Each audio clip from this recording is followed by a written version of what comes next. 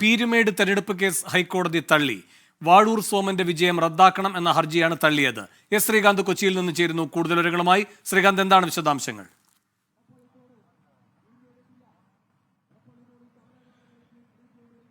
നാളെ വിരമിക്കാനിരിക്കുന്ന justice Mary തോമസിന്റെ single ബെഞ്ചാണ് നിലവിലിപ്പോൾ ഈ വിധി പ്രസ്താവം നടത്തിയിരിക്കുന്നത്. വാഴൂർ സോമന് ആശ്വാസകരമായ വിധി ഹൈക്കോടതിയിൽ നിന്നും ഉണ്ടായിരിക്കുന്നു. LDF-ലെ വാഴൂർ സോമന്റെ വിജയം ചോദ്യം ചെയ്ത് UDF സ്ഥാനാർത്ഥി സിറിയക് തോമസ് നൽകിയ ഹർജി ഇപ്പോൾ ഹൈക്കോടതി തള്ളിയിരിക്കുന്നു. വസ്തുതകൾ മറച്ചുവെച്ചാണ് വാഴൂർ സോമന്റെ സത്യവാങ്മൂലം എന്നായിരുന്നു തെരഞ്ഞെടുപ്പ് ഹർജിയിലെ പ്രധാനപ്പെട്ട ആക്ഷേപം. അതോടൊപ്പം തന്നെ വാഴൂർ സോമനെ വിജയിയായി പ്രഖ്യാപിച്ച റിട്ടേണിംഗ് ഓഫീസറുടെ നടപടി നിയമവിരുദ്ധമാണെന്നും ആരോപിച്ചിരുന്നു. അതോടൊപ്പം തന്നെ അപൂർണമായും നാമനിർദ്ദേശ പത്രിക അംഗീകരിച്ച നടപടി ജനപ്രാതിനിധ്യ നിയമത്തിന് വിരുദ്ധമാണ് എന്നും ഹർജിയിൽ ചൂണ്ടിക്കാണിച്ചിരുന്നു. സംസ്ഥാന വെയർഹൌസിംഗ് കോർപ്പറേഷൻ ചെയർമാനായിരിക്കെയാണ് വാഴൂർ സോമൻ നിയമസഭാ തെരഞ്ഞെടുപ്പിൽ മത്സരിക്കാൻ നാമനിർദ്ദേശ പത്രിക നൽകിയത്. എന്നാൽ ഇത് ഇരട്ടപ്പദവിയുടെ പരിധിയിൽ വരുമെന്നാണ് UDF സ്ഥാനാർത്ഥി ആക്ഷേപം ഉന്നയിച്ചത്. നിലവിലിപ്പോൾ പക്ഷേ ഈ ആക്ഷേപം ഹൈക്കോടതി ചെവിക്കൊണ്ടിട്ടില്ല. ഹൈക്കോടതി സിംഗിൾ ബെഞ്ച് വാഴൂർ സോമൻ അനുകൂലമായി വിധി പുറപ്പെടുവിച്ചിരിക്കുന്നു. സിറിയക് തോമസിന് തിരിച്ചടിയാണ് ഉണ്ടായിരിക്കുന്നത്. നിലവിൽ MLA-ആയി പീരുമേട് MLA-ആയി വാഴൂർ സോമന് തുടരാം എന്നുള്ളതാണ് ഹൈക്കോടതി സിംഗിൾ ബെഞ്ചിന്റെ ഇപ്പോഴത്തെ വിധി. ശ്രീകാന്ത്, തെരഞ്ഞെടുപ്പ് കമ്മീഷനോടക്കം വിശദാംശങ്ങൾ കോടതി തേടിയിരുന്നല്ലോ. എന്തായിരുന്നു കമ്മീഷന്റെ നിലപാട്?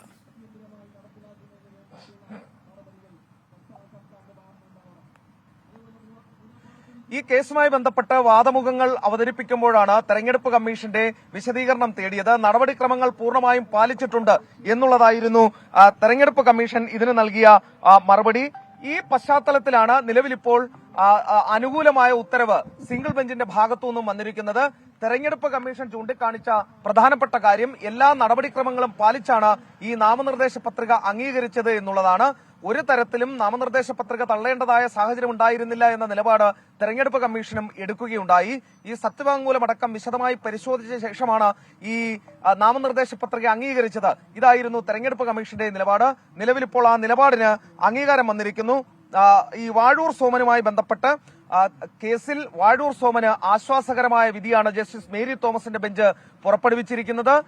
സിറിയക് തോമസിന് വലിയ തിരിച്ചടി ഉണ്ടായിരിക്കുന്നു. ശ്രീകാന്ത്, ഈ ഇരട്ട പദവി എന്ന് പറയുന്ന വിഷയമാണല്ലോ പ്രധാനമായും സിറിയക് തോമസ് ഉന്നയിച്ചത്. അതിൽ എന്ത് വ്യക്തതയാണ് ഇപ്പോൾ വന്നിരിക്കുന്നത്?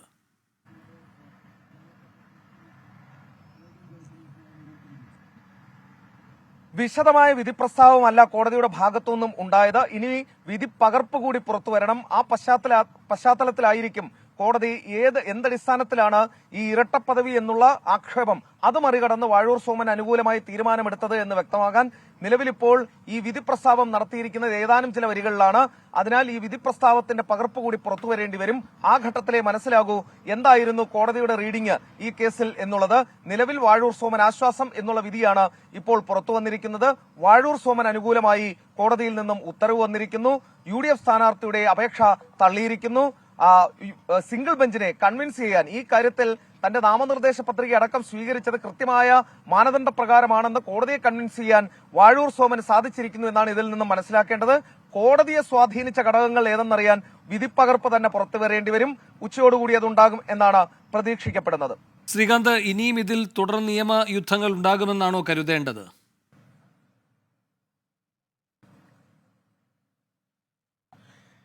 സ്വാഭാവികമായും വേണമെങ്കിൽ നിയമ നടപടിയുമായി മുന്നോട്ട് പോകാം, മേൽക്കോടതികളെ സമീപിക്കാം. പക്ഷേ ഇന്ന് സിറിയക് തോമസിനോട് നമ്മുടെ റിപ്പോർട്ടർ അടക്കം വിളിച്ച് സംസാരിക്കുമ്പോൾ അദ്ദേഹം വലിയ പ്രതീക്ഷയുള്ളതുപോലെയല്ല ഇതിൽ പ്രതികരിച്ചത്. ആ പശ്ചാത്തലത്തിൽ അദ്ദേഹം അപ്പീലിന് പോകുമോ ഇല്ലയോ എന്നുള്ള കാര്യം അദ്ദേഹം തന്നെയാണ് വ്യക്തമാക്കേണ്ടത്. രാവിലെ സംസാരിക്കുമ്പോൾ അത്ര വലിയ പ്രതീക്ഷ ഇതിൽ ഉണ്ട് എന്നുള്ള തരത്തിലല്ല അദ്ദേഹത്തിന്റെ ഭാഗത്തുനിന്നും പ്രതികരണം വന്നത്. അതിനാൽ അപ്പീലിന്റെ കാര്യത്തിൽ കാത്തിരുന്ന വിധിപ്പകർപ്പ് കൂടി പഠിച്ച ശേഷം മാത്രമേ പോകാൻ സാധ്യത കാണുന്നുള്ളൂ. അടുത്തിടെ കെ ബാബുവും M സ്വരാജുമായി ബന്ധപ്പെട്ട തൃപ്പൂണിത്തറ കേസിലും കെ ബാബുവിന് സിറ്റിംഗ് MLA-ക്ക് ആശ്വാസകരമായ വിധിയാണ് ഉണ്ടായത്. സമാനമായ രീതിയിലാണ് ഈ കേസിലും സിറ്റിംഗ് MLA-ക്ക് അനുകൂലമായ ഒരു വിധി ഹൈക്കോടതിയിൽ നിന്നും വന്നിട്ടുള്ളത്. അതുകൂടി പഠിച്ച ശേഷം ഈ വിധി ഇപ്പോൾ ഇനി വരാൻ പോകുന്ന വിധിപ്പകർപ്പ് കൂടി പഠിച്ച ശേഷമായിരിക്കും അപ്പീലിന്റെ കാര്യത്തിൽ ഒരു തീരുമാനത്തിലേക്ക് പോകുന്നത്. ശരി, ശ്രീകാന്താണ് കൊച്ചിയിൽ നിന്ന് വിശദാംശങ്ങളുമായി ചേർന്നത്. വിധി ദിനത്തിൽ 24 മാജിക് ജൂൺ 4 ചൊവ്വാഴ്ച രാവിലെ 5 മണി മുതൽ 24-ൽ.